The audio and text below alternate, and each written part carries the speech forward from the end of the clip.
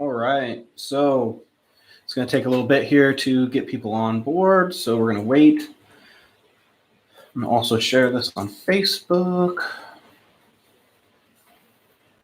So hopefully everybody's doing good. In this video, basically what I want to do is go over some of the tips that people ask about how to be a better guitar player, what kind of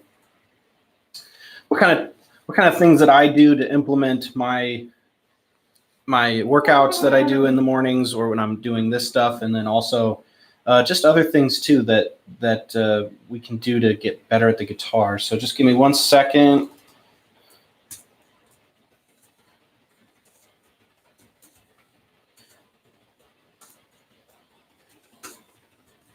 All right, here we go. Now we can do this.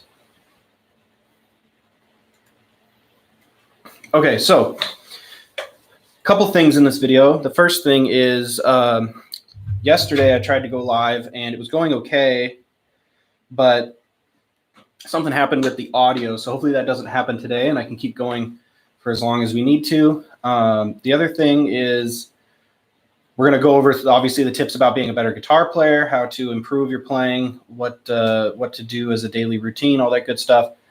But also, and equally as important, I'm trying to get to 5,000 subscribers on my channel. So whatever we can do to get there would be great.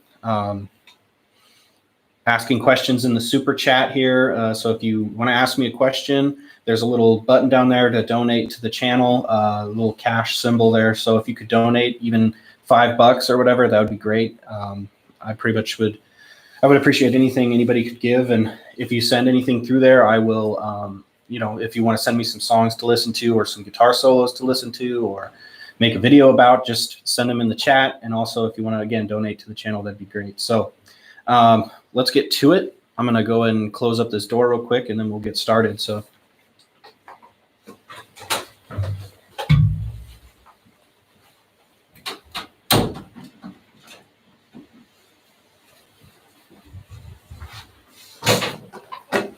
All right, so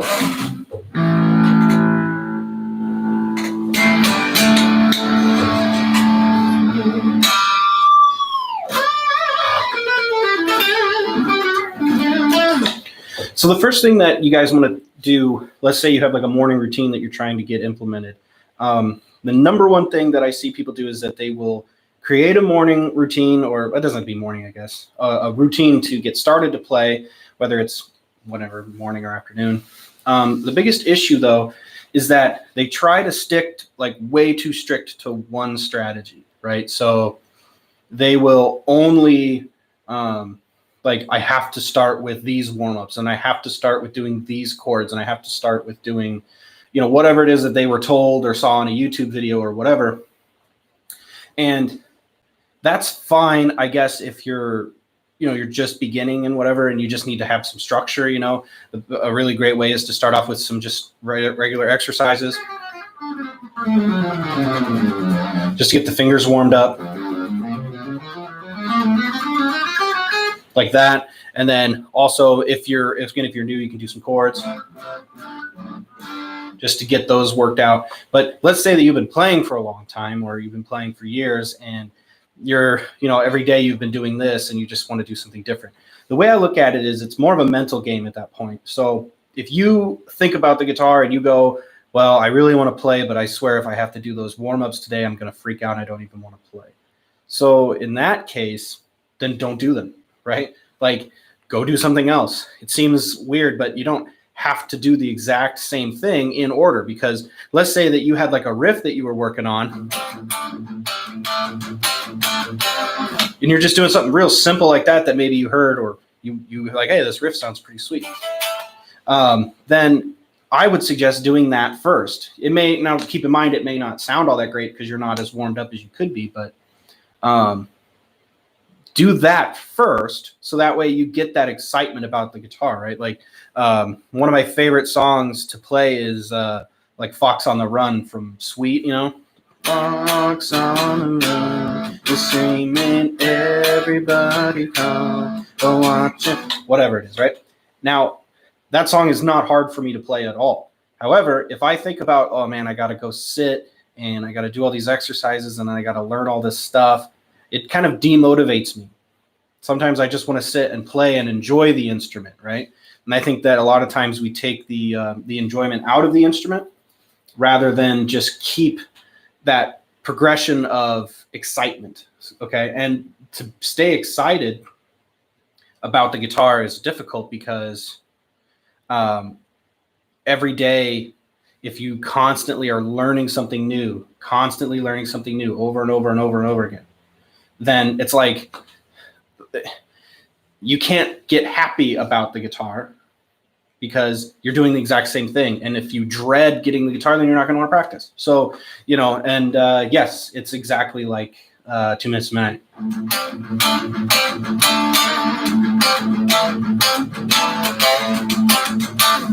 Awesome. And hey, thank you for the $5. That was amazing. Thank you, Tony. That's great. That's awesome. Sweet. I'm super excited. $5. You're going to pay for my my Starbucks later.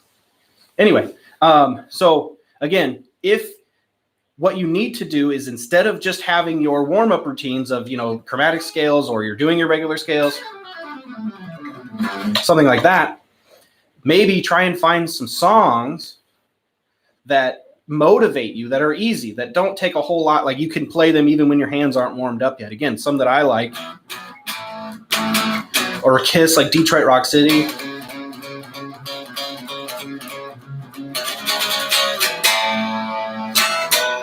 Where you just feel super motivated by, you just feel really motivated by that song to continue playing. And then you get done, you get that kind of like that high that, like, you know, I don't even know how to describe it, but other guitar players will know, like you play a song perfectly and then you get that kind of buzz off of it. And you're like, wow, I want to just freaking jam now. And then you can go into doing your scales and warm-ups and stuff like that, because in your mind, you've got that serotonin release that you've just, like, I guess, I'm trying to think of how to say it. You've got that serotonin release that helps you just get excited. So that's pretty much it.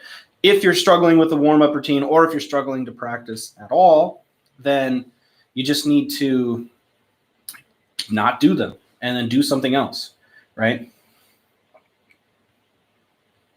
So Brian says, I've never really thought much about warming up. I usually just go straight into Aces High, 2 Minutes to Midnight, Revelations. Perfect, right? Because at that point, hopefully those songs are your warm-ups. You know what I mean? So, like, but when I first started, one of my warm-ups for chords was Ain't Talking About Love. Because it's got that A minor and the F and a G. So it's kind of this nice warm-up, but that was really hard for me at first, you know, it would have been 10 years ago about. How old am I? 16 years ago. You know, that was really hard. I would struggle with it. But now I'll play that song.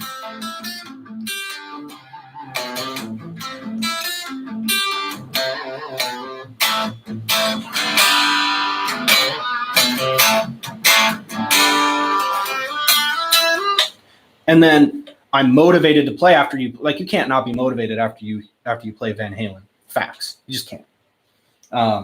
You're going to be motivated because it just kicks so much ass.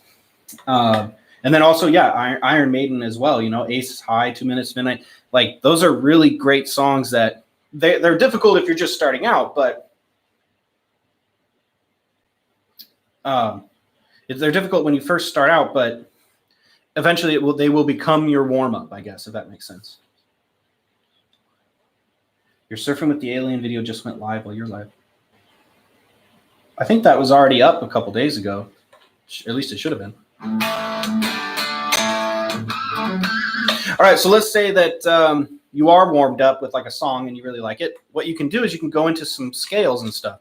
Let's take like a major scale, for example. Now, there's multiple ways to play major scales. You can do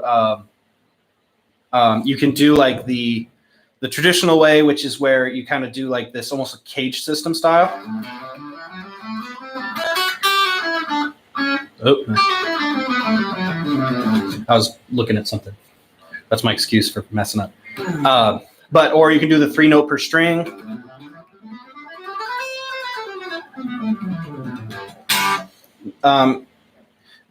What I would suggest doing is not just playing the scale up and down,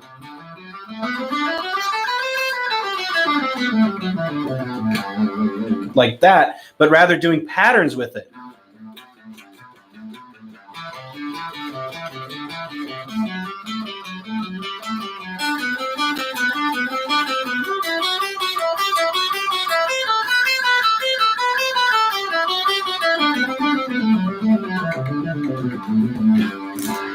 And if you keep doing that over and over and over again, it doesn't just become this, okay, well, I'm just doing the scale. You can create different patterns.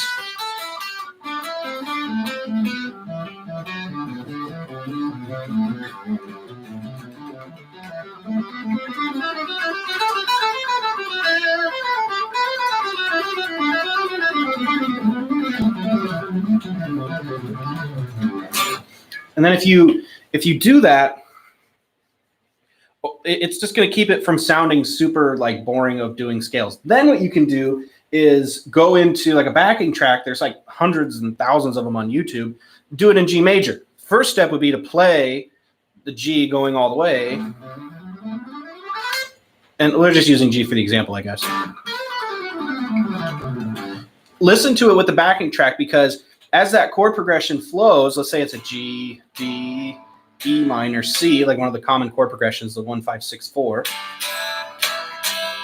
And then you're playing those as the chords change. That G major scale has a different sound, right? It's the same 7 notes, but because you're playing a G over a D,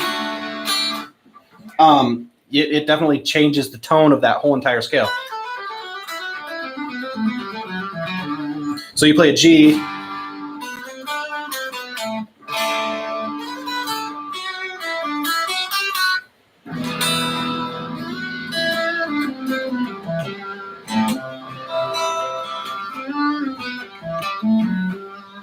and then you can actually create music rather than just scales, because we don't want our solos to sound like scales. We want them to sound like music. One of my favorite things that, and I can't remember who said it, but it was scales are music. They're not musical, right? So make sure that as you're playing these scales, you're keeping in mind the musicality of the scales, and that will help improve your playing, because you're not just going to get really good at flowing up and down one scale and that's it. You're going to actually improve your improvising skills by jumping around inside those notes a little bit.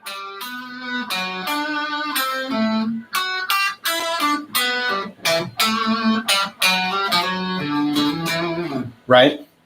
So the next step would be to start getting into your modes a little bit more. If we're in the key of G major, your next mode would be an A Dorian. So then you can start keeping that same G major chord progression, but then playing with an A Dorian above that.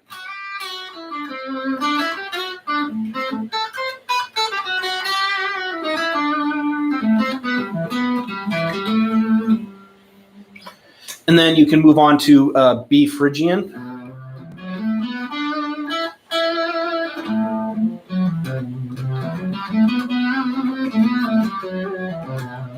I really like Phrygian. It's got that kind of, it's got this minor second here.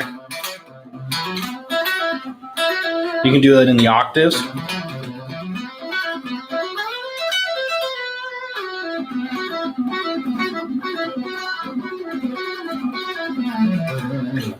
Over a G chord, that can sound really, really exotic.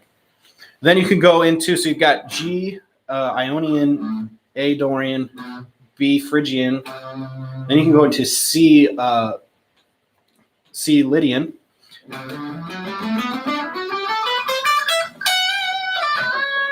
And what I like about about the Lydian mode, it's got this flat 5 in here. It's actually a sharp 4, but it could sound like it's a sharp 4, but it has the flat 5 quality.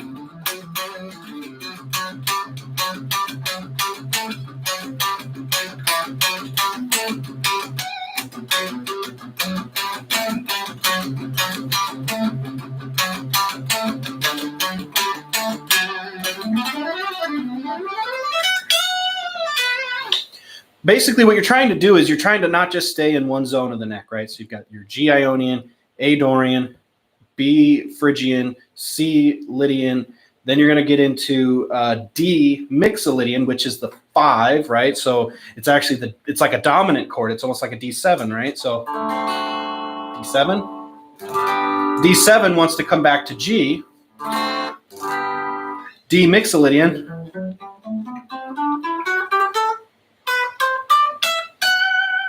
wants to come back to G Ionian.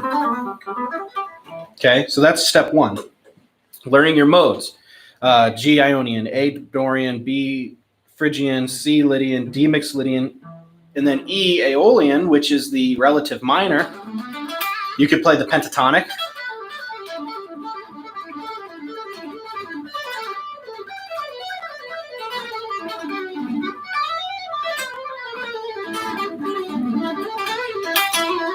Something like that. And then, or you could play the regular scale.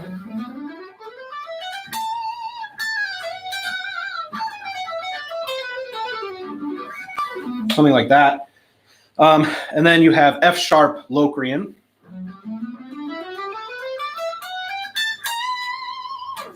Okay, so we've improved upon how much of the neck you can see, because as you look, you're moved from here to here to here to here to here, here, and now you're back on the 15th fret, which is your octave. So you've had like a 12 fret span, which is pretty cool. And then you could also do the F sharp down here.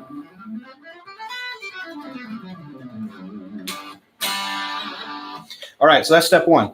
Learn your modes, get them down across the neck. And again, it's not that each one of them is going to give you this amazing revelation on the board, but what it's going to do is it's going to make you get out of this comfort zone. If you don't know what a Dorian mode is, it's still technically just G, A, B, C, D, E, F sharp, G, just starting at the A note. But because it's in a different spot on the neck, it could force you to think differently.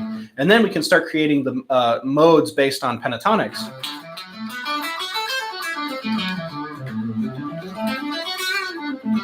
So there's like a Dorian pentatonic.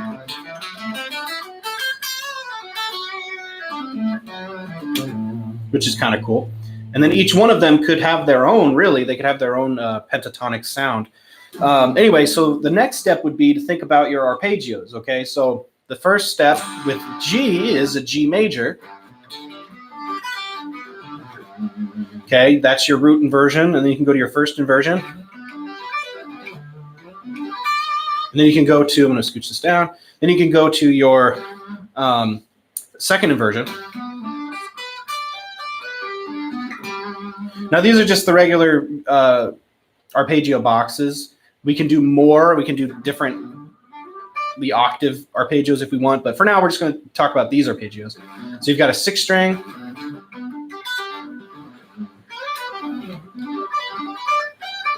and then 2 5 strings, and it will always go in that order. It's just like your power chord or your bar chords. Go to a clean channel here.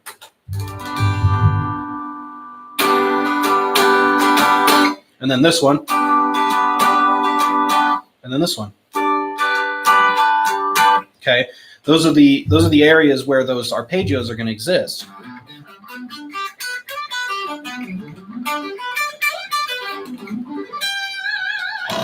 Then you need to go, okay, that's like, a lot of people struggle with just that. What are the 3 boxes that you could do the arpeggios in?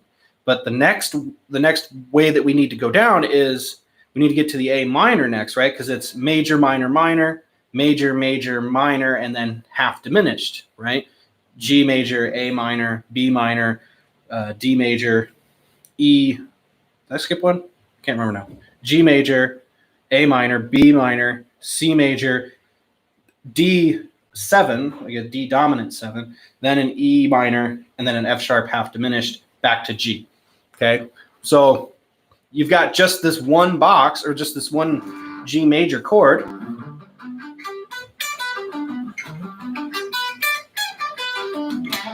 Like that, but you still have to find all of those inversions for every other chord. So the A minor.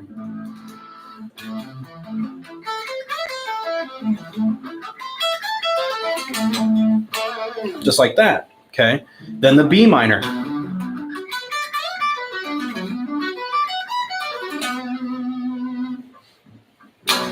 Then the C major.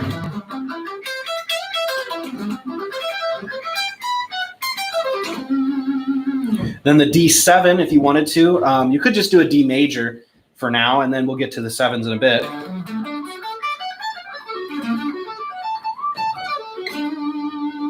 Then you're at E minor. If you have 24 frets, you can hit that 24th one. Just like that. So what you could do then is you're playing your scales.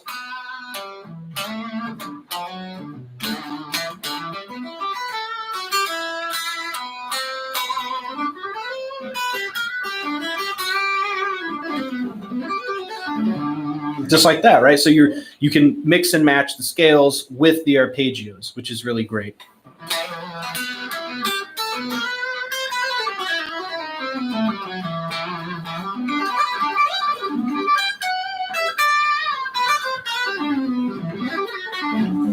Then what you can do is look at each individual mode, right? So the G Ionian for this example. Yeah, Mark Zavon, amazing, great player, really nice guy too.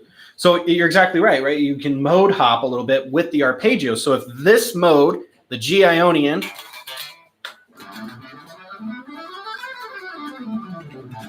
you have a G major arpeggio that fits really nicely in here.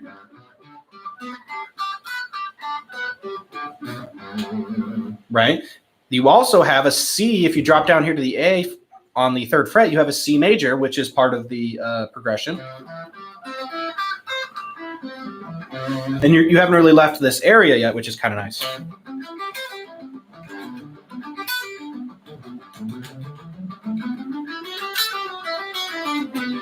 You've also got an E minor. Oh.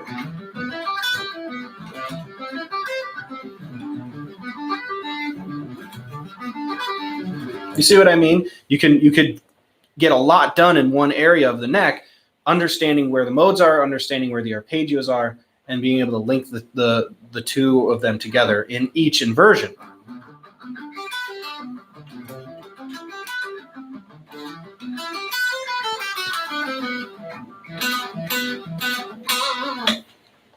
Then you could go to the A minor.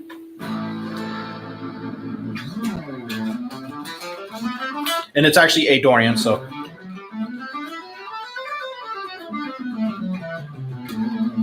And you can almost tell like the Dorian just doesn't sound complete, right?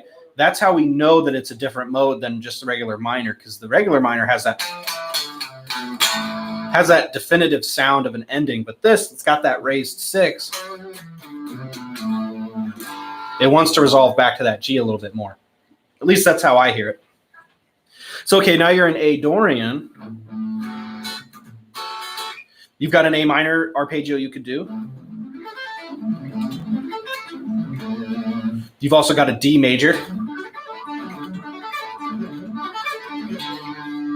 And then you've got a, let's see. Here's that, you got an F. So we need an F sharp. You could do like an F sharp diminished here.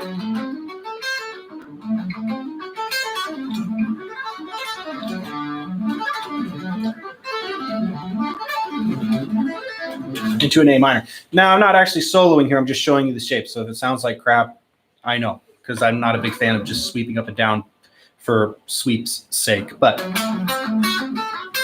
you do cool stuff like that.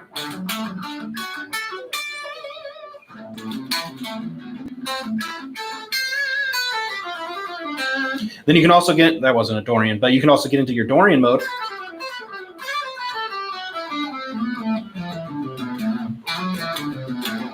So now you've expanded into seeing that you've got a 1, 3, and a 6, or a 1, 4, 6 here.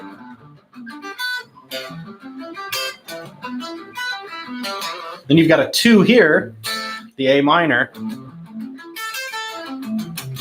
And then the 5, which is the D.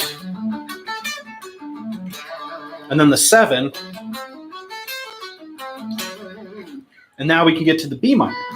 So you see how we're just kind of figuring out each little part here and moving diagonally, not just vertically and horizontally, but understanding that everything will just flow nicely in a diagonal pattern. So we got the Phrygian. Oops.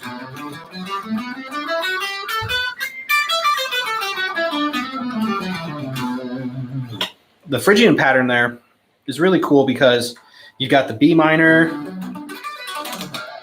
and then you've got the E minor here.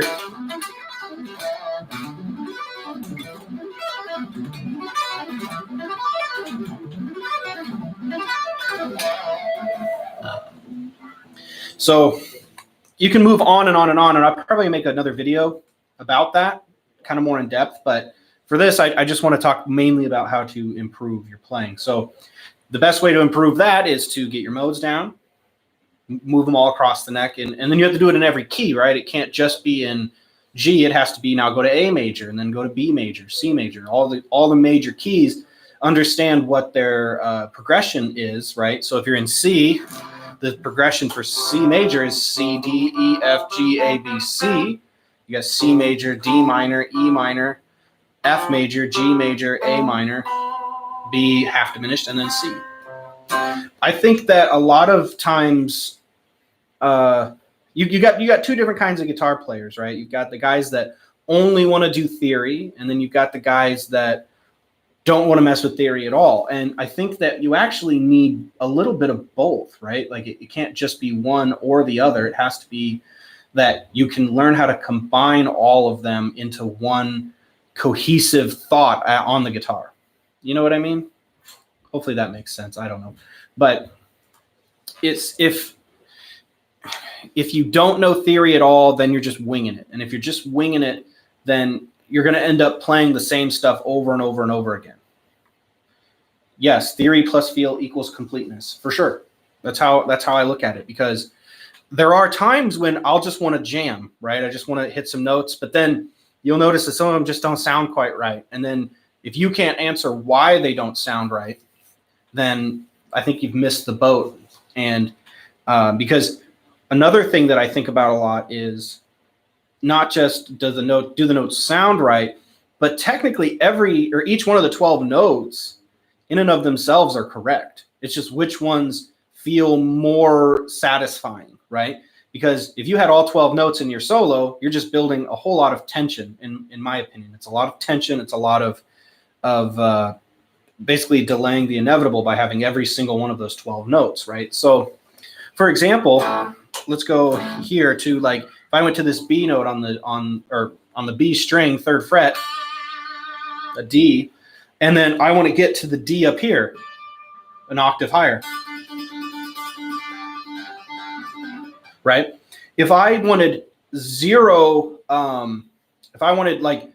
tension, I could just jump from the D all the way to the D. That's pretty much the least amount of tension you can give to a solo, which this isn't really a solo, but whatever you want to think of it as. You've given them nothing, right?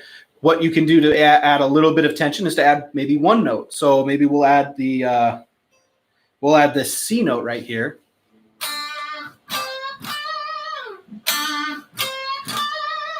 Sweet. And all that is the first note, the root, and then a minor 7th into the root again. Then you can add another note. Let's see.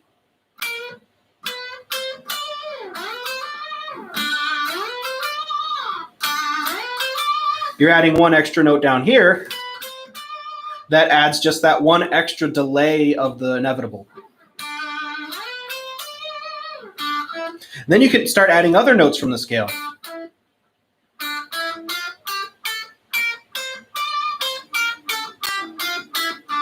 Now you've got a minor scale.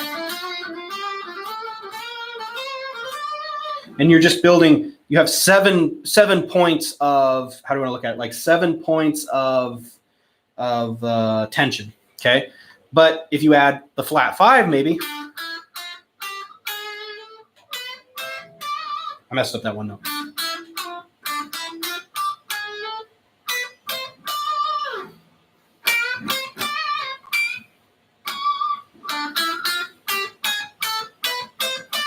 Something like that. You're adding just that one little bit of tension added in there. So then you can add, the whole point of this is to say that none of these 12 notes are wrong. Just because they're not diatonic to the key doesn't mean we can't play them.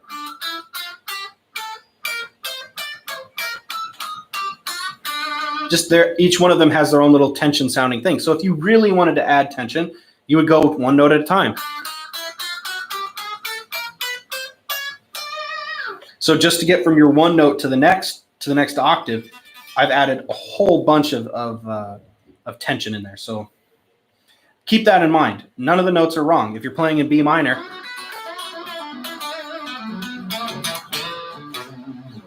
and then you want to add tension, most of us will add that flat 5. Because it's an uneasy, unsettled note.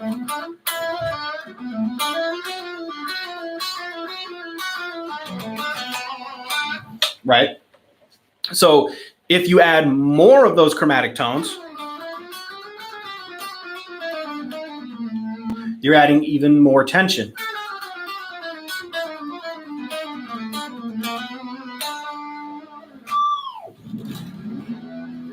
Pretty cool, right? And then in my soloing, I always try, in my playing, I always try to add at least some kind of chromatic tones inside of my solo. So if I'm playing a pentatonic,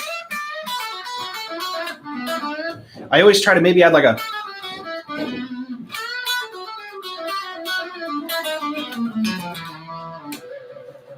just to help add that punchiness.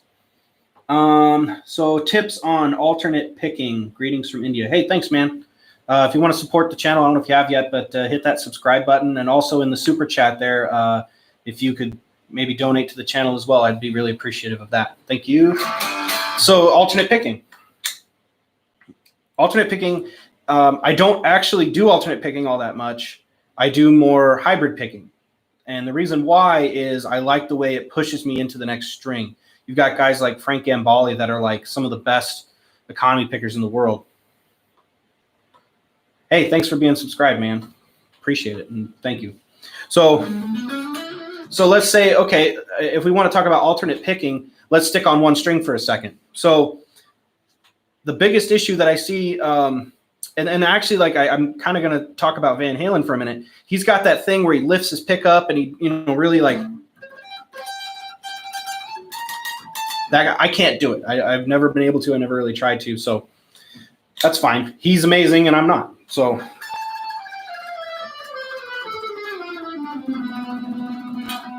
when it comes to alternate picking, the best thing that you can do is you can go like the Badio route, where he kind of pivots these fingers down here on, maybe I think he does it kind of around his pickup to kind of hold himself grounded. And I really like that because you get a very good punchiness. Very snappy on the string because you've got that extra push from the pressure here. For me, my hands are really small. I've got like 14-year-old students that are like bigger hands than me, and that's sad, but whatever. So what I had to do, because I couldn't really reach my small fingers around the strings without, grabbing them, I actually ended up pushing back this way more on this part of my hand, and then using that to move, I don't know if you can see, but I move it across the strings to help mute them.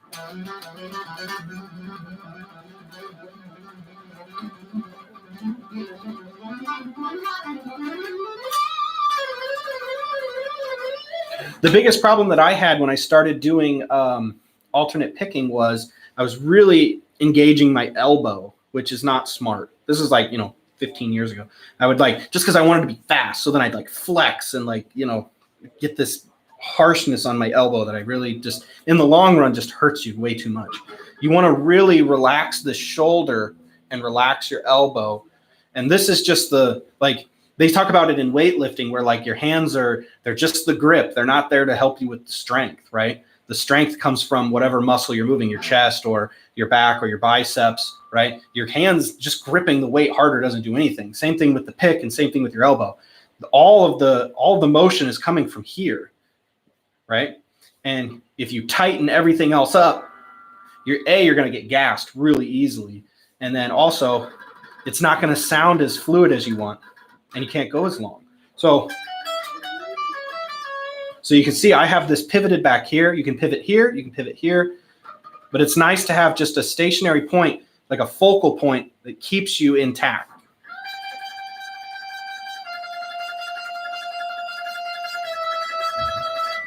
Also, if you're not playing to a metronome or a drum track of some kind that has a pre-metronomed timing, then you're really hurting yourself too. You want to make sure. I'm going to put this back down. You want to make sure that, let's say you're hitting this, that you understand where the notes are and where the rhythm is at. So meaning, if I'm on a quarter note,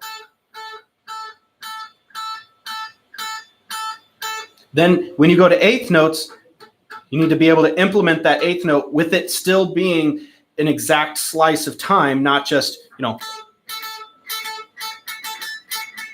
right? I hear that a lot because there's no flow yet.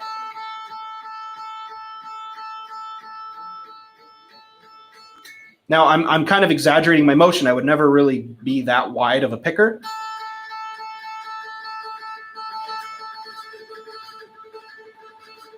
Okay. Then you would go into, say, triplets. So you've got, here's your beat. Triplet, triplet, triplet, triplet.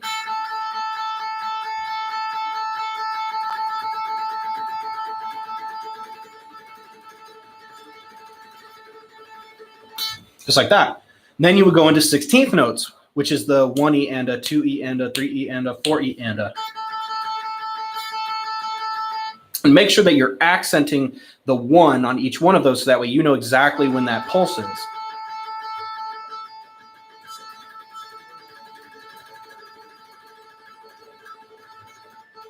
Now you see how I'm not flexing my elbow and stuff. I'm keeping it really loose.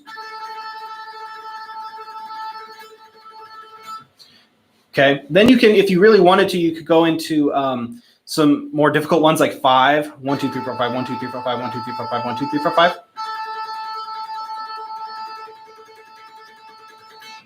5. The tricky thing about odd note groupings is that it's down, up, or down, up.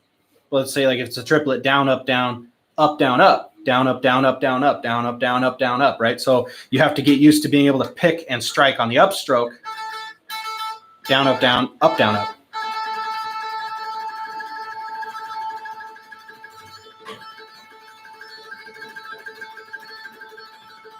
Another tip on alternate picking and just playing in general, make sure that you're breathing. I think I see a lot of my players in my students and stuff, when they start picking faster, they hold their breath. Well, what happens when you hold your breath, right? You're not getting oxygen. When you don't have oxygen, you can't keep doing things for a long period of time. Your endurance goes down. So make sure as you're breathing, you want to start breathing in time. So let's say I'm doing 16th notes, 1E and a, 2E and a, 3E and a, 4E and a. Maybe on every 4 of them, I'm going to take an inhale and then an exhale.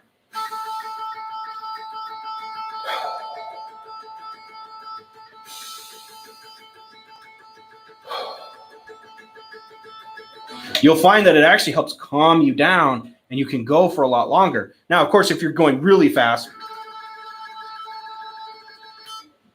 maybe you can do it every 6 times or every 8 times, whatever. Just make sure that you're inhaling and you're exhaling. And a lot of guys, again, when I use lifting weights a lot because I do lift weights quite often, but it's one of those things like when you're coming down, you're inhaling on that bench press, right? And then as you exhale, you push, right? So you're moving with the motion and you're breathing with the motion as well. And if you're playing really fast,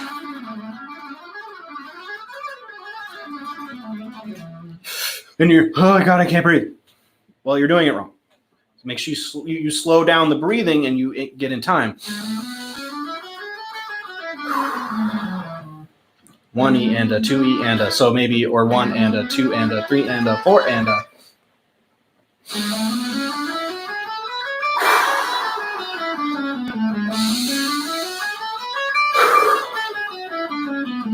Just like that. And this will help you live as well, because when you're live, your heart rate's going really fast because you're excited and you're playing and there's people out there and you get nervous, whatever. If you can remember those breathing patterns, it helps center you a little bit. Oxygen's good for you, so don't forget about it. What was your inspiration behind writing the solo for the Ibanez Flying Fingers contest? Good question. By the way, if you play, I do have the tabs for that now. I tabbed it out in Guitar Pro and PDF. So if you want those, reach out to me and I can possibly get them to you. So the inspiration behind that was, so first of all, we got the backing track, which was really cool, by Al Joseph. Yeah. If you want those tabs, email me adkinsguitarandmusic@gmail.com. And that way I get your email and I can forward them to you. So when I write a solo, I don't look at it from a start to finish kind of thing. I don't go, I have to write the beginning, then I have to write the middle, then I got to write the end.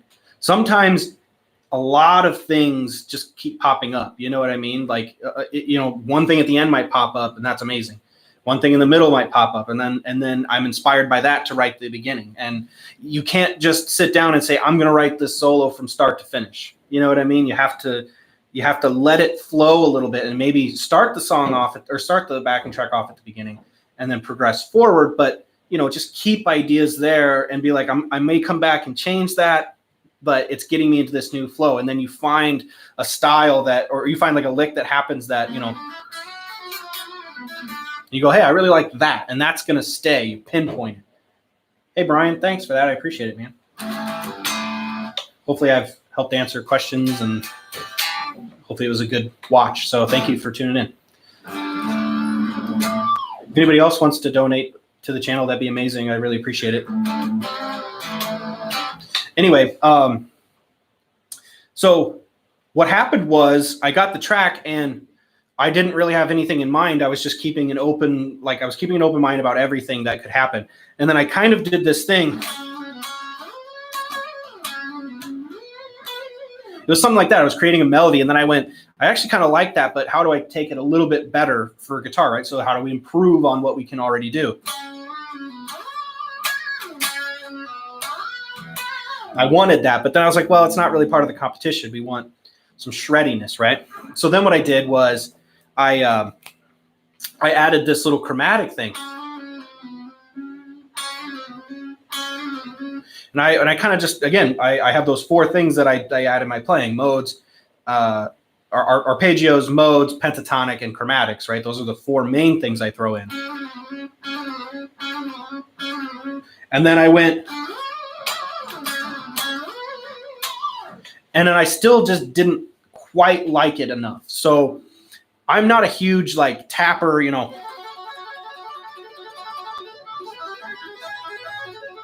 I never really was into that kind of stuff. Not that I don't like it. It just wasn't what I wanted to do. But I do like to tap, but I like to throw it in more as like, just because I can't reach that note, it'd be nice to have it and I don't want to change my position. So what I did, and then I added the octave.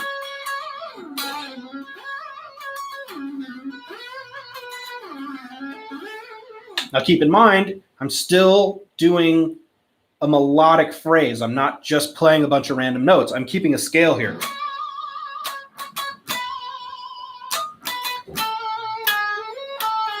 Then it goes like. But I can't reach those notes, so it sounds terrible. So that's where I would implement my tapping.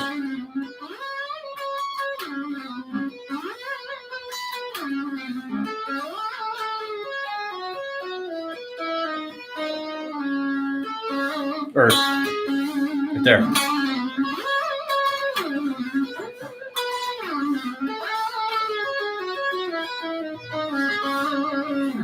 Just like that. That's the intro, right? As far as everything else, it's kind of almost too much to go into in one session. That'd be like maybe a whole video going over it all. But if you do want those tabs, I have them. It's tabbed pretty accurately, I think. I mean, I'm not the world's greatest like Guitar Pro tabber guy, but I think I did okay. So, but just keep in mind that you need to sometimes give yourself some ground rules on what works for music and what works for technique, right? Meaning, okay, yes, you can do a bunch of sweep picking, but does it add musical value? Yes or no, right? And at the end of my solo, I did that 7-string sweep, and I really didn't like it. I didn't want it in there, actually. I was talking to my dad about it, and he was like, dude, you have to put it in there because, you're trying to show what you can do. This isn't just a melodic solo. You need to show what you can do. And I was like, okay, well, I had something completely different in mind, but, I was kind of persuaded into doing the 7-string sweeps, and that's what everybody really liked, and which was crazy because to me, my favorite part was that intro. But then the end where I add those, like, I don't have a 7-string, but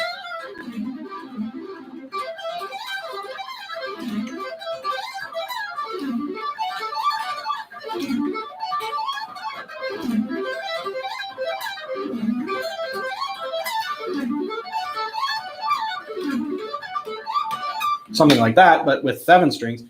I don't know. I didn't want it in there, but I'm glad I did in the end. So anyway, I like that question though. Thanks for asking about the solo. It was really great. You got a 7-string bass? What? Ugh. I think my hands would fall apart.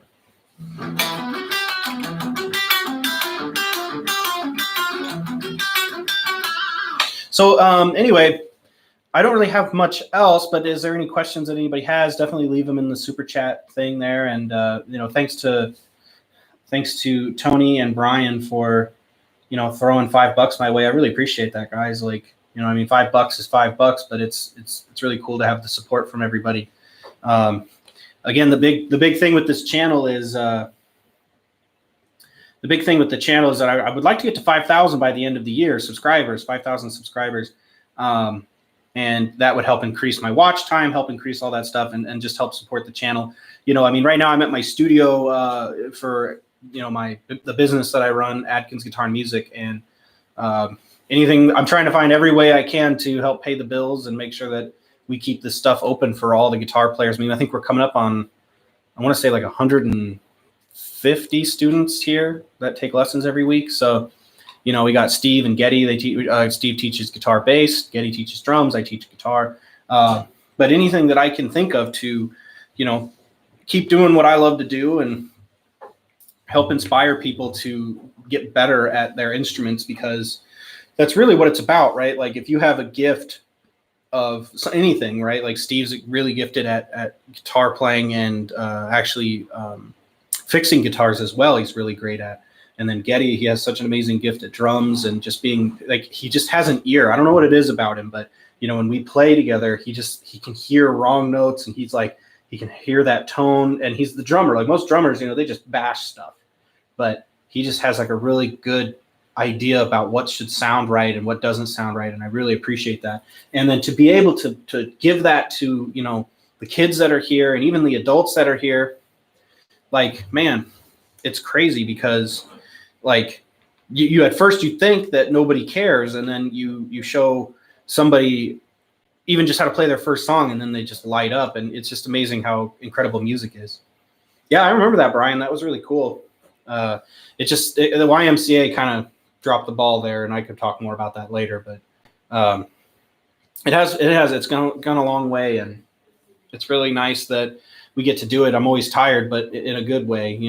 I'm always talking and thinking about guitar, and I'm always playing, and it's just really nice. So anything I can do to help promote the channel, and anything you guys do to help out, and by sending those donations to the chat, or by supporting and sharing stuff on Facebook, or sending people our way for lessons, it's really appreciative, because we couldn't do it without all of the help, and we really appreciate it. So if nobody has any more questions, I plan on maybe doing like a live video every week. I just wanted to really just kind of tear the Band-Aid off and just try it, because I'd never done it before. And now that I kind of have my setup somewhat figured out, and the audio didn't cut out again, I plan on doing more of these live videos every week, and that way we could give people a chance to ask some questions. So for the next one, think of some questions that you have, songs that you want to learn, solos that you want to learn, and again, just thanks for tuning in, everybody, and we'll see you guys in the next week or so. All right, rock and roll.